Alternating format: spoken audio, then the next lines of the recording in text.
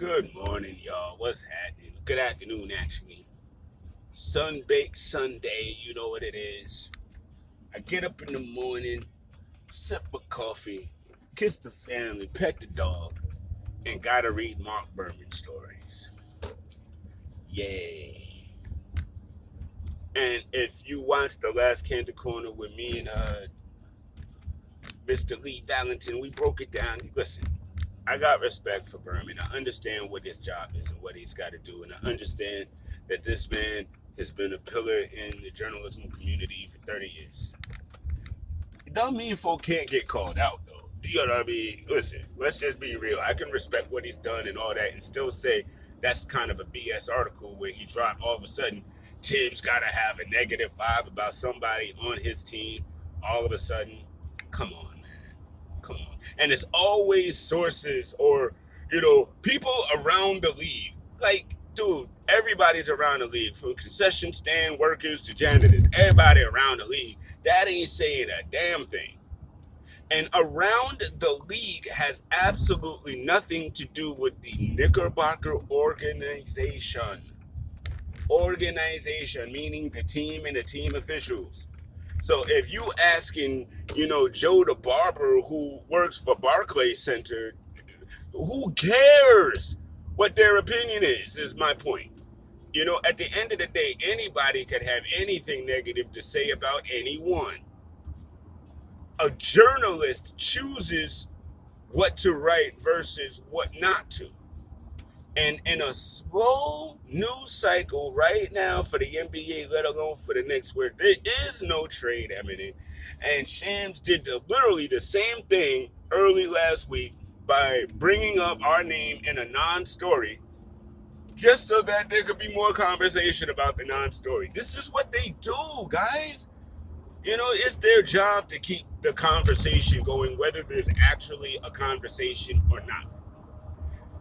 Now, what we do that is kind of ugly is we automatically take this and turn against ourselves. All of a sudden, fire Tibbs because of something somebody said that's not really founded. Y'all too programmed for fire Tibbs then. For real. Y'all too programmed for trade Randall. Y'all too programmed for RJ's untouchable. Y'all too programmed for Grimes. We gotta have him. Look, it's the Knicks organization, and everyone who is for the team is for the team. It's about the team. Championship is not an individual accolade. So we gotta start using individualistic ideals when it comes to a team. That's all. That's all I got to say about that. Berman, cool. You got an article. You did your job. You hit your deadline. Right on. Cool. We don't have to buy it. We don't have to accept it. We don't have to eat it. And that's fine too, guys. That's the point. It's all fine. He can have his opinion.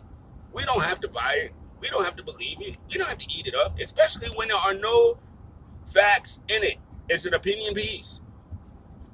We know this because there's no such and such specifically said anything, quote unquote. So please, stop eating up every single little piece of material like it's food for life, because it's not. And we just look crazy, getting mad about everything and believing in everything and start cursing out our own people for stuff that folk just decided to write. We're better than this. At least I thought we were. Like, golly. Why is it so important to make the season hard before it even starts? Why? I'll never understand that about us, but you know what I mean? We make this season harder than it has to be going in so that we're already mad, like not even a third into the season, and for the whole rest of the time, regardless as to what's happened, there's hives, there's groups, there's factions, and there's noise. So, you know what? That playbook is getting wild old, I'm just saying.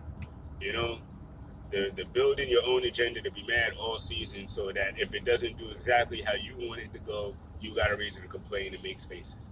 We got to get past that, y'all.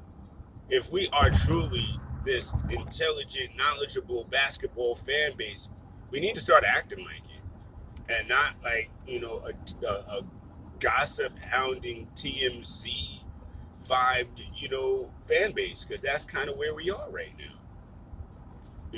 I mean, that's just what I'm seeing, especially with articles like this and like what Shams did the other day. When these things just drop, and then you got all these people, oh yeah, fleece, fleece. There's no trades happening right now on either side. There is no fleece. If there was going to be a fleece, the trade would have happened the first week it was announced, and whatever assets were attached would have been attached. But because this is taking so long, you know that this is a due diligence deal, period. And at the end of the day, we know that RJ can't be attached in the deal, because if they're going to trade Donovan, they're rebuilding and don't want the salary for a guy who's about to sign his next contract deal. These things are not hard. It's not hard. Like, I can't wait for the season to start, but then again, I can't. Because I can't wait for the season to start for us to actually have something to talk about, but then at the same time, I'm scared to death about what I'm going to hear us talking about. I mean, yeah.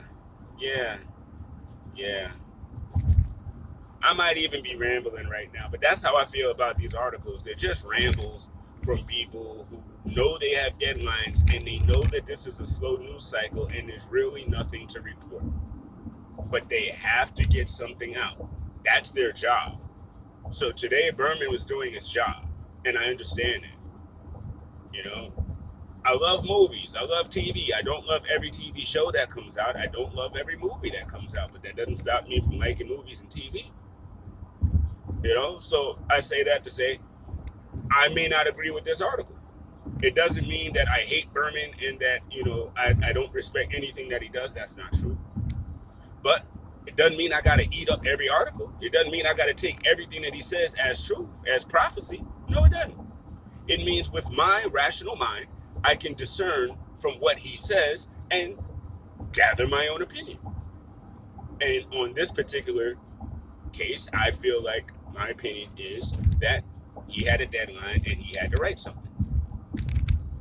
And because there's no actual quotes and anything actually cited in that article, I know that it's an opinion piece.